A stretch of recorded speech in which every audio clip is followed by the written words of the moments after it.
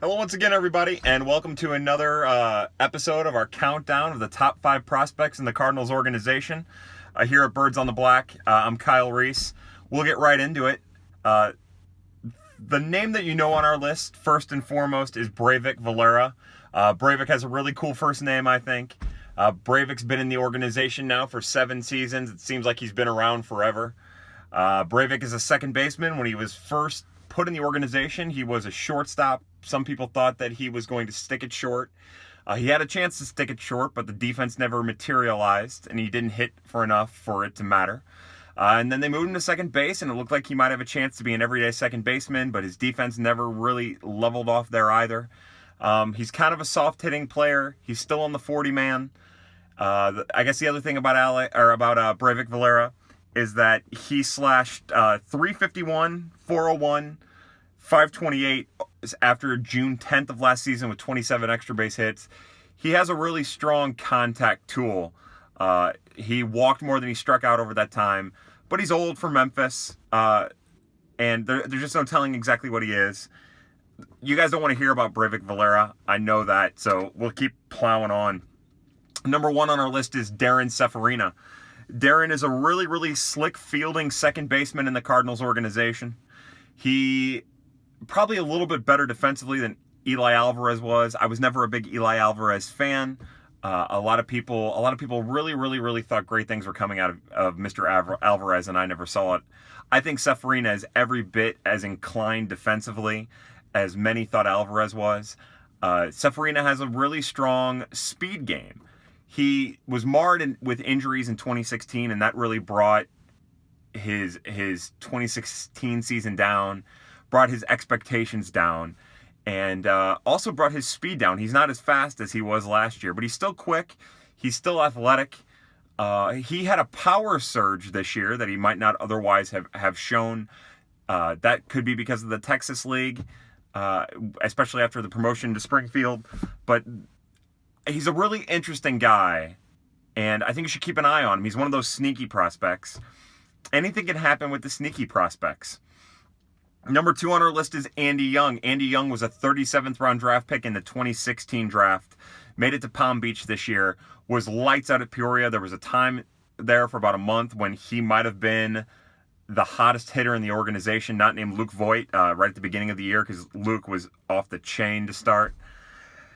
The thing with Andy Young is that he plays second and third. He profiles better, in my opinion, as second base. He has a power profile. He had 17 home runs in 2017 between Palm Beach and Peoria. I really like Andy. It's hard to get a gauge about exactly what happened in Palm Beach, but he was okay there. Didn't do great. Did fine. Held his own. And I want to see him in Springfield. I'd like an advanced promotion there because I think that would be really interesting. It'd be a challenge for him. And for real, his power profile would probably dominate the Texas League.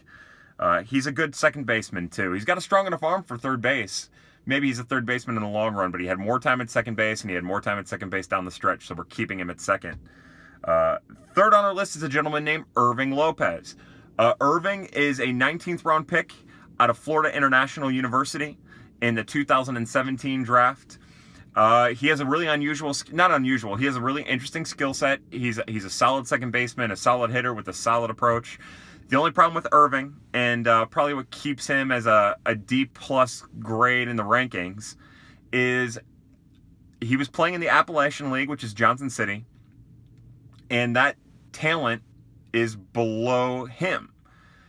Usually the Appalachian League is below Major Division I college baseball. And he performed probably where he should have against that league. Hopefully he gets an advanced promotion against talent that's similar to his, and we get a better feel for what he's capable of. But right now, it's just too hard to tell exactly what he's capable of and how encouraging his success is with the level that he had it at. Fourth on our list is a gentleman named Bruce Caldwell. Bruce also has third and second base history.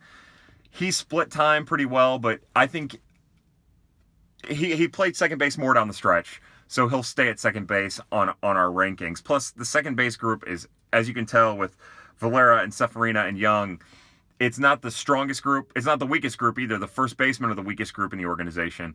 But it's also not strong. So Caldwell, because he played more at second towards the end of the year, he's going to stay in the second base group.